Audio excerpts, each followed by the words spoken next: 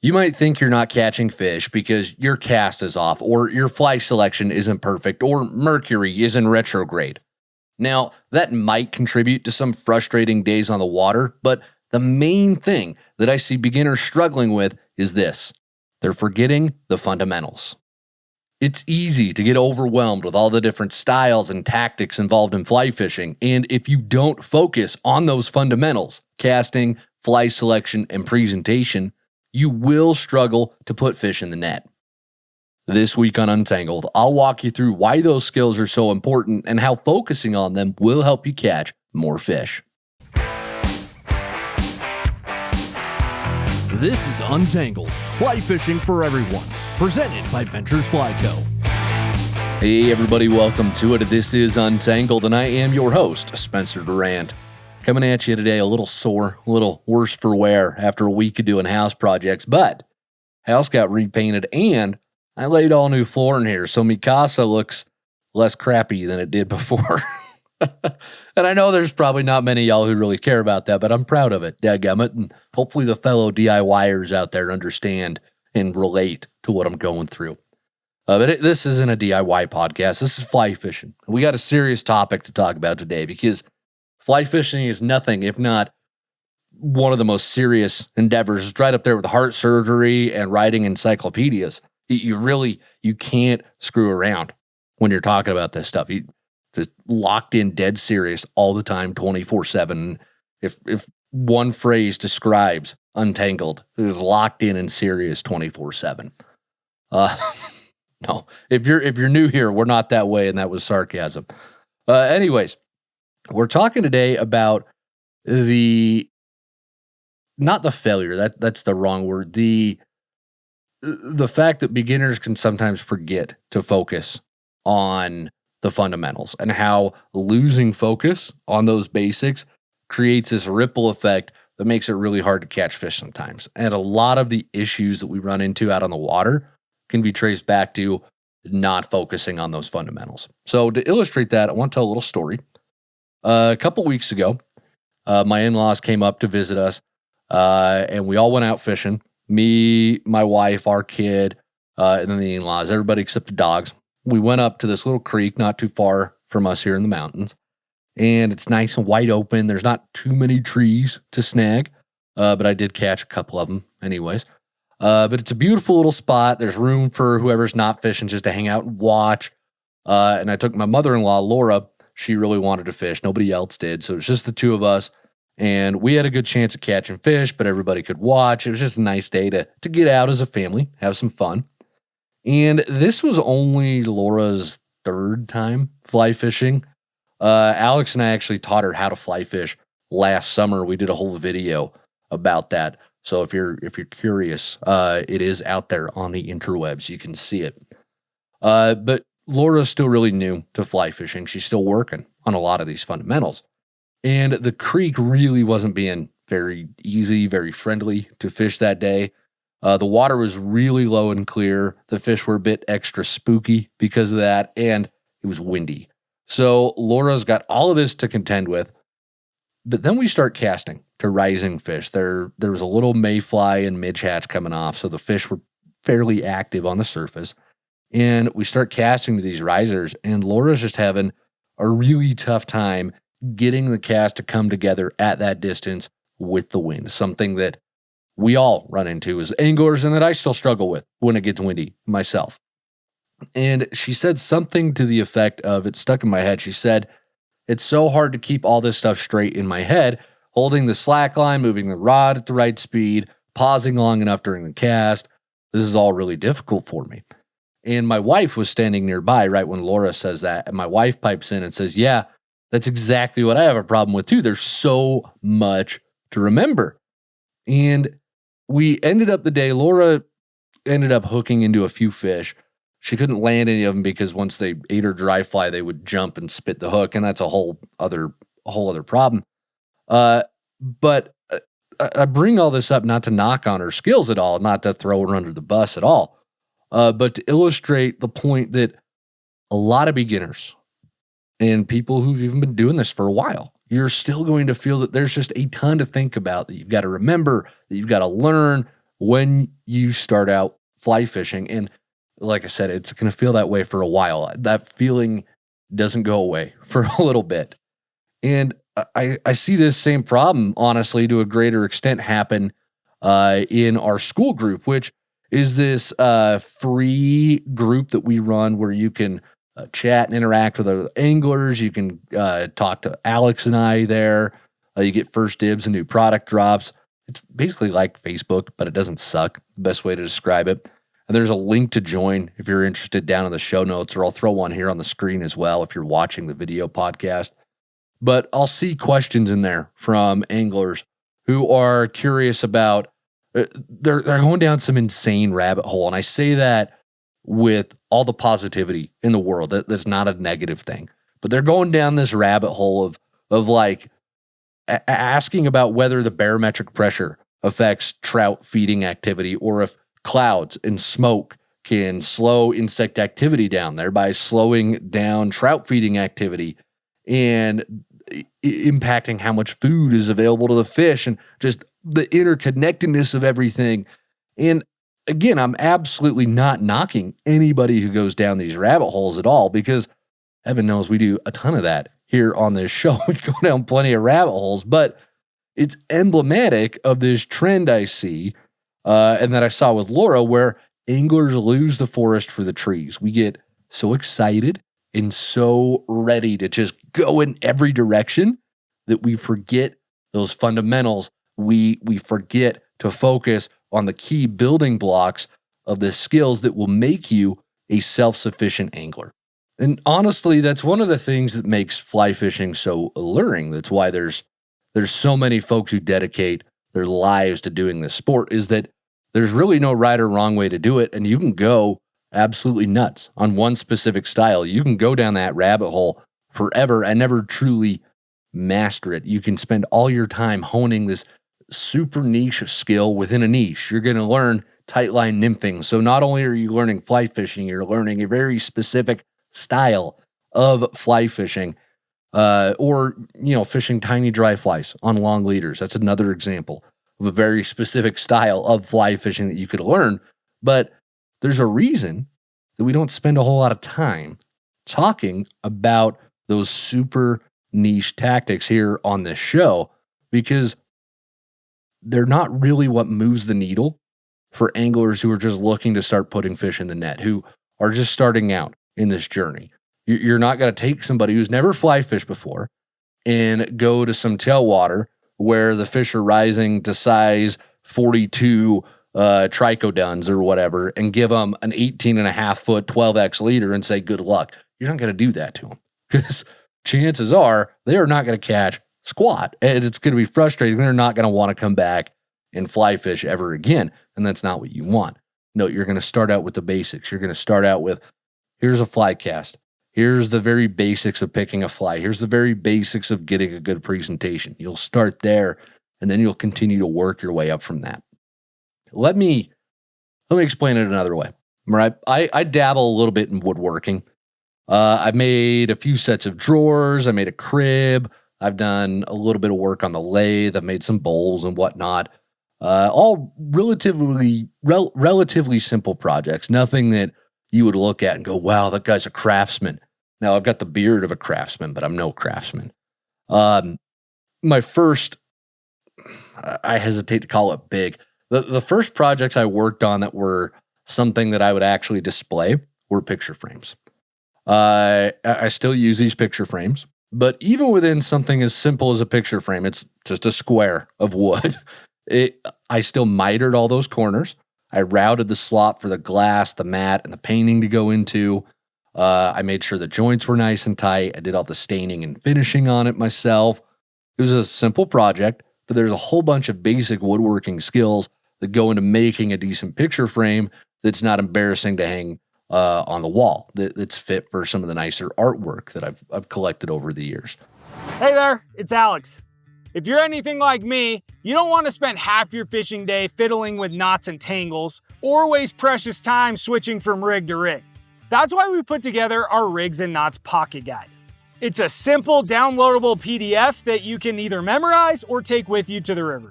It shows you exactly how to set up proven rigs and what knots to use, so you can spend less time fumbling with your gear and more time fishing. Snag a free copy by scanning the QR code on the screen or hit the link in the show notes. All right, back to Untangled. I didn't, when I got into woodworking and decided it was something I wanted to do, I didn't just jump straight to hand cutting dovetails with exotic woods, as much as I would love to do that. And, you know, I started out with pine and poplar, working on stuff that's cheap, that's forgiving, that's, you're not going to cry because I ruined this $300 slab of walnut trying to turn it into a jewelry box, okay? And even after all the years I've spent woodworking, I still can't hand cut dovetails. I still would rate myself as a very beginner woodworker. But after a decade of doing smaller stuff like picture frames, I made a bunch of jewelry boxes for Christmas presents, made some cutting boards, made a set of drawers for my wife for her vanity for an anniversary a couple of years ago. A few of those lathe projects I mentioned. I ended up with enough skills and enough knowledge and enough confidence in those skills that I went ahead and made a crib for my brother when he had his first kid a couple of years ago. And the crib turned out all right. Of course, you know, it's something I made, so I look at it and I see all the flaws. I see all the issues with it. But it's an objectively okay crib. I still, it's good. I'll give it good. I'll try to not be too hard on myself. But that crib was my first really big piece of furniture. And I had all those skills and I had all the tools to build it, but only after I'd honed my abilities with smaller jobs for all that time beforehand. And that's the exact same thing with fly fishing. When you get into this, if you try to do too much at once, if you're trying to go in every direction and try and master your nymphing and work on your dry fly game and become great at streamers, you're more than likely going to struggle significantly. And that's going to cause a lot of folks to just drop the sport. They're just going to walk away because it's all too much. Just like Laura said, it's so much to remember, so much to keep straight in your head. You're just going to walk away. There is a steep learning curve, especially with casting, okay? But if you skip out on building those foundational skills, you're always going to feel like Laura did on the river a couple of weeks ago, where it's so overwhelming and so foreign that you're going to consistently weigh whether or not you want to quit. Now, Laura doesn't want to quit, and she's working her way through the stuff, and she's really impressive how quickly she's learning things. But it was how she articulated the frustration that really stuck in my head and planted the seed for this show, to be completely honest. Now, the problem, the stumbling block, again, is forgetting about those fundamentals. So what do? We know that that's the issue. All right, Durrant, you beat that horse dead. Well, what do we do now? Okay. Your job as a fly angler is very simple. It's to put flies in front of fish and make them look real. If you've listened to the show at all, you know that's my favorite phrase besides it depends. It's the phrase that pays. So going back to that, though, do you really need to know the inner workings of furled leaders or tippet rings or sink tip fly lines in order to put a fly in front of a fish and make it look real? No, you really don't. The needle moving skills, the foundational building blocks, phrases I keep referring to, they're really simple. It's going to be your casting, your fly selection, and your presentation. So putting flies in front of fish and making them look real. That's why I love that phrase so much. It puts it all together in one catchy little saying that I honestly should put it on a plaque behind me on the wall so that we see it every time we're watching or listening to the podcast here. But seriously, though, casting, fly selection, presentation, those are the building blocks no matter what style of fly fishing you're doing, whether you're fishing in saltwater, whether you're chasing carp, whether you're going after bass or panfish, muskie, salmon, whatever it is. If you can't cast your fly and make it look like something the fish want to eat, you're going to struggle with fly fishing. Doesn't matter what else you do, you've got to have that solid foundation. So if you're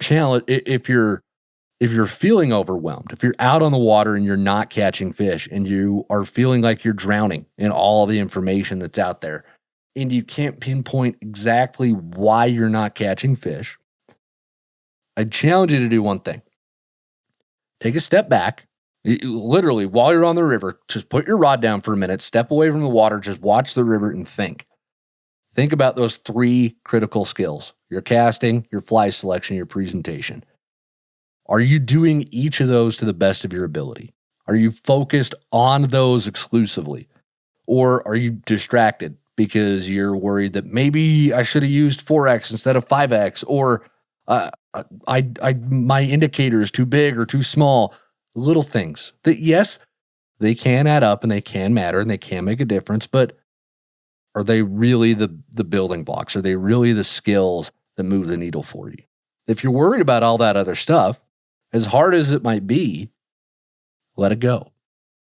Let it go and just focus on getting a cast that you feel comfortable with, getting a presentation you feel great about, picking a fly that you can look at and say, yep, that is going to catch a fish. And if you're doing all of that, you're doing that to the best of your abilities, that is how you become a self-sufficient angler. That's how you become an angler who feels confident no matter where or when you're fishing, because you've got those foundational skills, not mastered, because I really hesitate to ever think that you master anything in fly fishing, but you're confident enough in them to say, yes, I can do that. Yes, I can make that cast. Yes, I can pick that fly. Yes, I can make that fly look real. Once you're able to feel that way about things, and it's going to take some time, but once you're able to feel that way about those skills, that's when everything else really starts to click. And you know, there's going to be days where, even now, I've been doing this for 20 years. I've been fly fishing for 20 years. And there's days when I don't feel like my casting is up to snuff. Or I'm not doing as well as I could with presentation. I talked about it a few weeks ago here on the show, where I was fishing a green dray catch earlier this summer, and my cast was all over the place because it was the first time I'd fished in almost 2 months. And I had to stop. I had to force myself to slow down. I had to force myself to focus on the mechanics of the cast in order to make it all come together. So it really is a true thing that I've experienced myself. And again, I know it's fun to go down all those rabbit holes. I spent years trying to perfect my dry fly game. And I did that without ever really understanding how to actually cast a fly rod. And it wasn't until I became a competent, I won't say good, but competent caster, that I'd mastered that very basic fly, not mastered, it took me becoming a caster, someone, and feeling good and confident in that foundational skill. That's when I started making big strides in catching trout on dry flies. I understood the theory of how to do it, and I understood the fly selection part of it, but I couldn't get my casting to agree with me. And once I finally figured that out, once I got over that hump of feeling comfortable and confident with my casting, that's when the rest of it all clicked. And you'll see that as you work and focus on these 3 foundational skills, you're going to see things start to click, because everything else falls into place and builds off of your casting, your fly selection, and your presentation. So take that advice for what it's worth. But remember, I am a trained educator. I got my degree in English education, after all.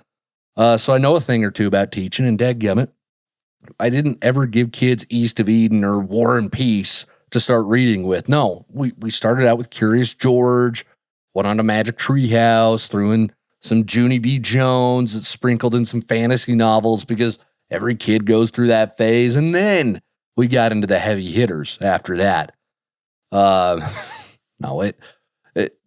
I do believe in what I'm saying, though, all kidding and joking aside. But I am curious, do y'all agree that this is the biggest stumbling block, that losing sight and losing focus on the fundamentals is the biggest stumbling block for beginners?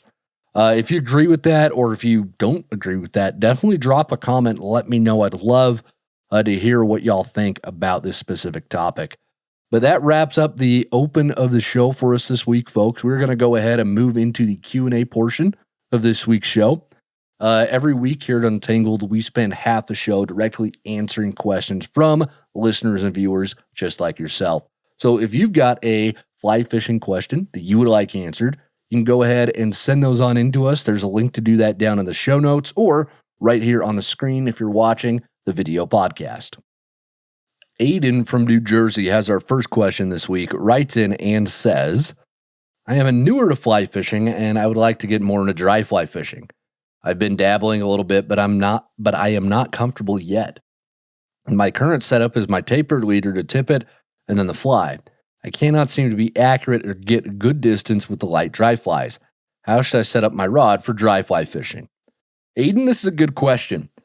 So the problem likely boils down to the timing of your cast. And I say likely because without seeing you cast in person, without being there, I'm just trying to make an educated guess, but usually when you're having a hard time getting the flies to land where you want them to and to actually cast the way that you want them to, it all comes back to a timing issue with the cast. So when let's go over your rig real quick though, just because you did bring that up and I want to touch on that too. When I'm setting up my rigs, I only ever tie tippet onto the end of my leader if that leader has started getting really thick because I've been cutting so much off of it. I'm getting into the really thick section that doesn't fit through the eye of the fly very well anymore. Or if I need to size down my leader to match a smaller fly size. Or if I'm looking to add a little bit more length, if I'm fishing some nymphs and need to get them down really deep. So you don't have to add tippet to your leader every single time that you set up a rig. It has its uses. It has its reasons for being there. And those are the use cases when I'm setting up or when I put tippet onto my rig when I'm setting things up. And I will add too that one potential problem you could have here is that your tippet on the end of the leader might be too light for the size of fly that you pick. So if you've got 6X tippet on the end of your leader there, and you are trying to turn over a size 10 or 12 chubby Chernobyl, a big hopper pattern, for example, that leader is going to have a really hard time extending out completely because that tippet is so thin and so delicate that it has a hard time transferring all the energy completely to the fly and getting it to turn over. So that could be one reason why it lands in a pile in front of you or it's not very accurate. Is because you're not sizing your tippet and leader correctly. Now, the rule of thumb for that is you take the size of the fly, you divide it by 3, and then if you're in between sizes, I usually like to round down. So a size 16 divided by 3 ends up with about 4X tippet, or it might be a 14. Sorry, I'm doing this off the top of my head, and I am not, as we just established, I am not a math major. So don't ever take math advice from me. But that's the rule of thumb that we use to figure out what size of tippet we need for our flies. So I do just keep things simple with my rig, and I would do the same with yours. So what I would do is I would just take a size 14 Adams and put a 9-foot 4X leader on your rod, and I would go practice your casting. Now, dry flies are going to be a lot lighter than your nymph rig because you don't have all that weight on your line. There's no split shot. There's no bobbers. So you're losing all that weight and you can't feel the cast as much. But this is when when you're fishing with just a dry fly, you really have to pay attention to the casting process and learn to feel what your specific rod feels like when it's time to start moving to the next part of the casting stroke, because the timing issue is usually because you're either waiting too long.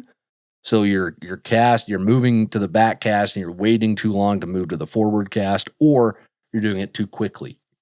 You're either not letting the line straighten out completely, or it's straightening out and starting to fall and lose some of its energy and momentum. Now, you will feel when the casting stroke is complete, you'll move to the back cast and that line is going to straighten out behind you. You'll feel when that line straightens out behind you. And the best way that I can describe it is it almost feels like your rod is taking a breath, like it's taking just a shallow breath in, just a just a little breath like that, the rod lightens a bit. You feel the weight of the line and the leader and the tippet disappear almost for a second. And it's hard to describe. That's the best way I can think of, though. And when that happens, when you feel that, that means your line is straightened out behind you, and you're ready to start your forward casting stroke. Bring that rod to 45 degrees in front of you.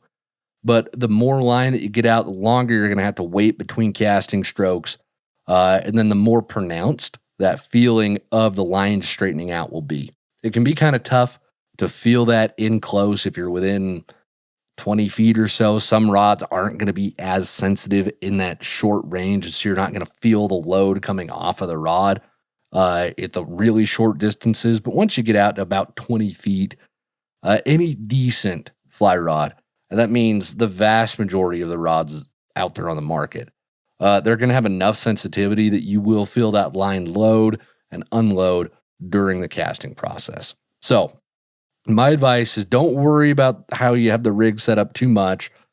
Just practice timing your cast so that you're only moving that rod when it's time to do so. Excuse me. Move it 45 degrees in front of you, and since it's in front of you, you can see it. Wait for that line to straighten out, and then move the rod smoothly. Stop abruptly at 45 degrees behind you. Wait for that feeling. Wait for that little almost taking a breath feeling behind you. Then move the rod back forward again. Work on that. Get the timing down, and you'll probably end up seeing a bit more success with your dry flies. So thanks for sending that question on in. I appreciate it. Bubba from Louisiana has our next question, writes in and says, if you're using two flies in a stream or a river, what is the best way to figure out how much tippet you will need between the first and the second fly? This is a good question. Let's just go through the different rigs, two dry flies, nymphs, and a dry dropper. We'll address it that way. So if you're fishing with two dry flies, I like to start with about 15 to 18 inches of tippet in between those two dry flies. And I want them to be close enough that one of those dry flies, usually the first one tied on, can act as an indicator for the other, especially if I'm fishing an emerger as that second fly. But it can be nice because if you're fishing a really small emerger, that bigger first fly can help you locate it. So you want them close enough that you can locate them, but if they're too close, they can actually start pulling on each other and causing some drag and causing some funky drift. That's going to let the fish know that, hey, that ain't real. I'm not biting that.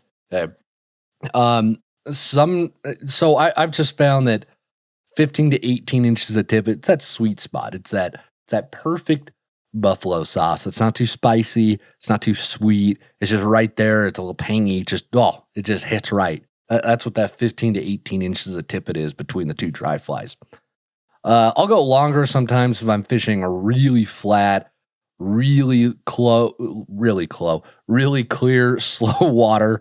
And then I'm using that first dry fly as an indicator for an emerger that sits really low or just below the surface. I'll add a little bit more length at that point because I want a very subtle, very, very delicate presentation. But the instances when I need to rig up that way, I can almost count on one hand how often that happens throughout the year. It's just not very often for the fishing that I do. Anyways, so that's for two dry flies. For nymphs, I generally go with 18 to 24 inches between my two flies because I want to target as much of that strike zone, which is going to be the bottom third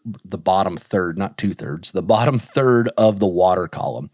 I want to get my flies to cover as much of that as possible. So ideally, I'd like one fly right above the bottom, and then I'd like another fly a little bit higher in that water column so that I'm presenting both nymphs to as many fish as possible wherever they might be hanging out down there in the slower part of the water where they consistently hang out if there's not a hatch and where they're doing a lot of their eating. Because again, about 80% of a fish's diet is subsurface.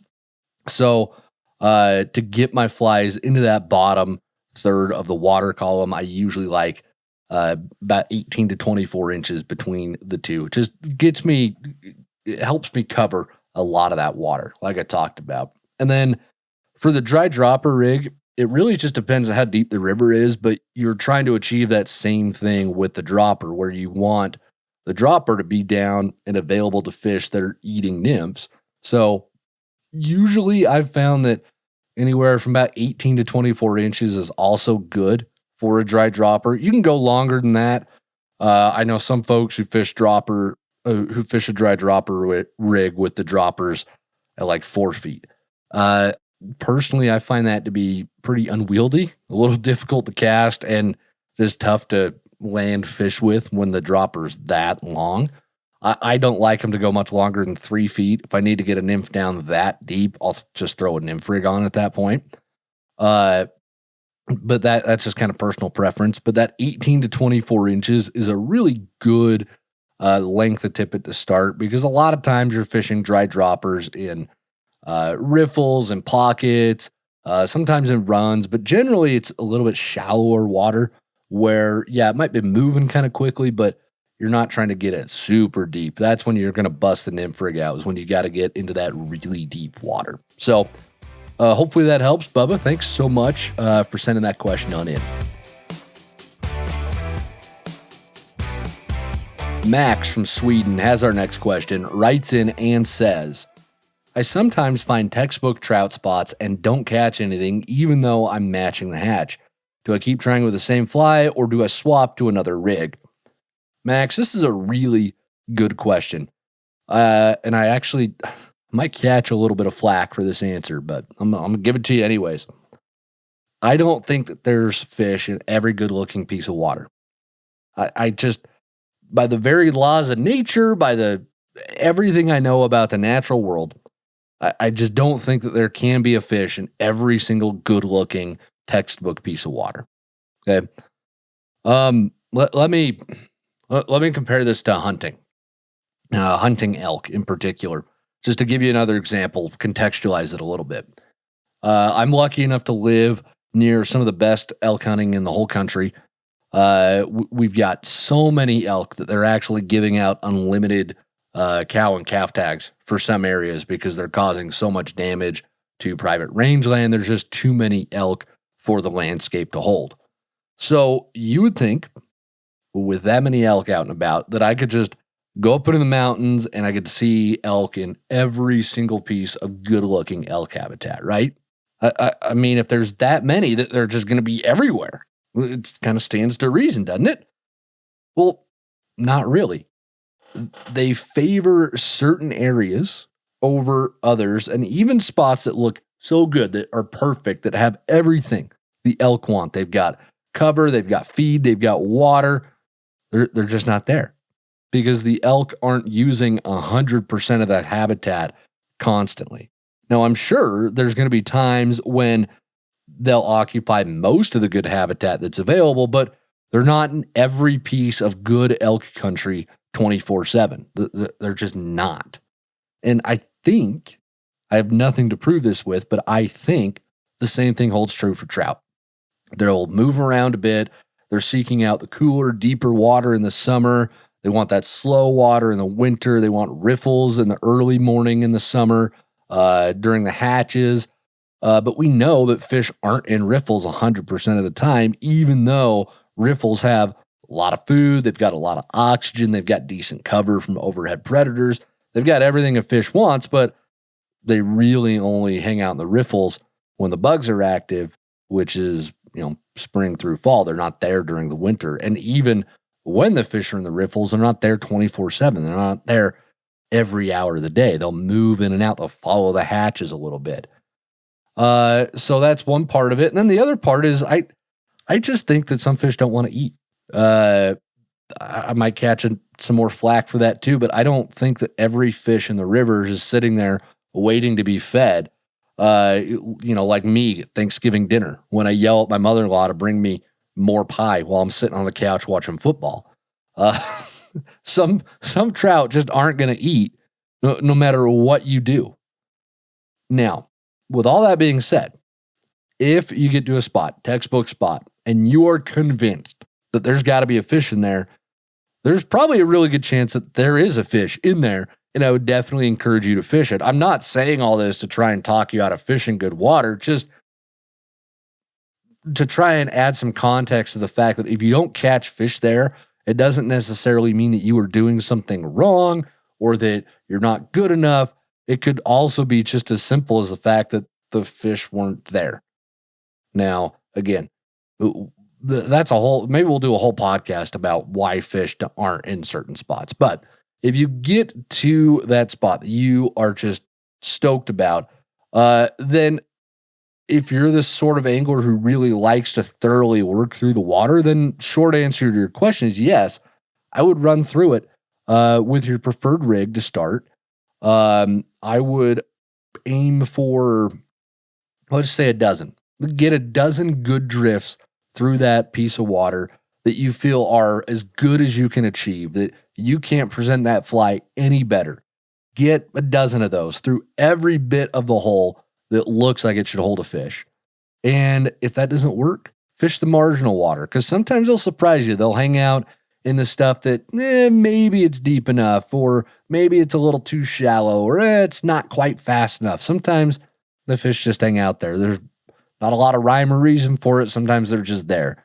So once you fish the best part of it, fish the marginal stuff, okay? If that still doesn't work, then you start switching up rigs at that point. You can start switching up flies at that point as well if you want. But if you ran a dry dropper through this run to start, cover the water just as thoroughly with a nymph rig and then move on to a streamer. Or if you started with a nymph rig, add some weight, get down even deeper. Sometimes just an inch or two of extra depth is the difference between catching fish and not catching fish out of a certain piece of water. And if you want to swap flies out, you can, if you really feel the need to. There's nothing that says you shouldn't do that. But if you've picked your fly based on the aquatic insects that you see in, on, or around the water, you followed a right fly formula here at VFC, and you're not catching fish, usually it's something to do with the presentation and not so much the fly selection, because the fish are going to eat a well-presented fly so long as it's within reason of what they should be seeing at that time of year. So if you do make a fly change at this point, try changing it to something that's got maybe a bit more flash, a little bit of movement, something that'll get the fish's attention. That's usually the direction I go after I've tried the mainstays. Like right now, it's middle of September. I'm going to be focusing on caddis and mayfly nymphs.